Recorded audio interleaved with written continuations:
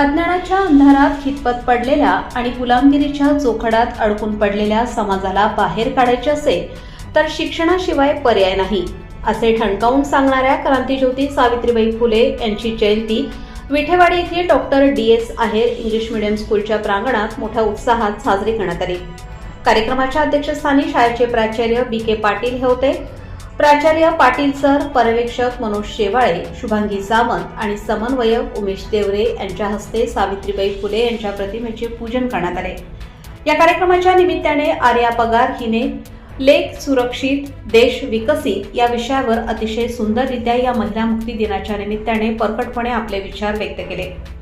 स्त्रियांसाठी साक्षरतेची वाट प्रकाशमान करणाऱ्या क्रांतीज्योती सावित्रीबाई फुले यांच्यामुळेच आज प्रत्येक स्त्री पुरुषाच्या खांद्याला खांदा लावून वाटचाल करते आहे, हे आपल्याला विसरता येणार नाही, असे मत शाळेचे प्राचार्य BK पाटील यांनी व्यक्त केले। कार्यक्रमाचे सूत्रसंचालन दीपाली बागुल यांनी केले।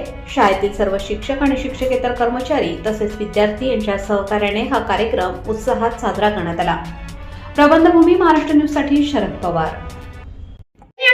मान्य गुरुजन वर्ग आणि माझ्या जीवनच्या ज्वलंत हृदयाच्या मित्रमैत्रिणींनो, नमस्कार। मी आर्या पगार इयत्ता 8वीत शिकते। आज मी तुमच्या समोर विषय मांडणार आहे लेख सुरक्षित तर देश विकसित। आज मी इथे फक्त बोलायला किंवा भाषण द्यायला नाही तर या समाजाला आरसा दाखवण्यासाठी आलेली आहे।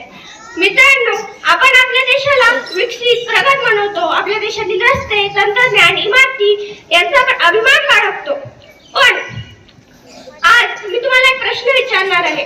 ज्या देशात लेख अजूनही सुरक्षित नसेल तो देश खरंच विकसित आहे का?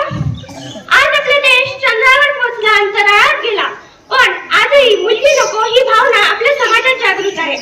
लेख जन्माला आले की चिंता, लेख मोठी झाली की भीती, लेख स्वतंत्र झाली की समाजाला त्रास। हा अन्याय नाही तर काय? आज आपण बघतो की मुलींवर अगदी शिक्षण घेण्याच्या, खेळण्याच्या वयात बलात्कार होत आहे। यासाठी जबाबदार कोण? आज जिजाऊच्या सावित्रीच्या लेखी सुरक्षित आहे का या प्रश्नाचा जेव्हा आपण सखोल चिंतन करतो तेव्हा आपल्याला समजून येते की आज जिजाऊच्या आणि सावित्रीच्या लेखीच तर काय, जिजाऊ आणि सावित्री तरी सुरक्षित आहे का? आज जिजाऊच्या कित्येक तरी लेखी त्या गर्भनिदान चाचण्यांच्या बळी पडतात, त्यातून काही उरल्या तर त्या बलात्काराच्या बळी पडतात आणि त्यातूनही काही उरल्या तर कौटुंबिक हिंसाचाराच्या जाळ्यात अडकतात। आज जीवनाच्या वाटेवर चालताना ठेच देणारे दगडही तेच आहे, फास टाकून जाळ्यात अडकवणारे तेच आहे आणि सौदा करणारे सौदागारही तेच आहेत। सर्व बदललं, इतिहास बदलला, पण पुरुष मात्र रानटीच राहिला। म्हणून तर 31 वर्षाच्या डॉक्टरवर कोलकात्यात बलात्कार करून तिची हत्या करण्यात आली। त्यानंतर आपल्या नाशिक जिल्ह्यातच डोंगर गावात यज्ञाचा यामुळेच बळी गेला। इयत्ता 9वीच्या विद्यार्थींवर शिक्षकाचाच अत्याचार। ज्यांना आपण देव समजून पूजायला गेलो तेच आसाराम बापून राम रहीम बाबा निघाले तर आपण विश्वास ठेवायचा तरी कुणावर? जगायचं कसं? कणत कणत की गाणं म्हणत?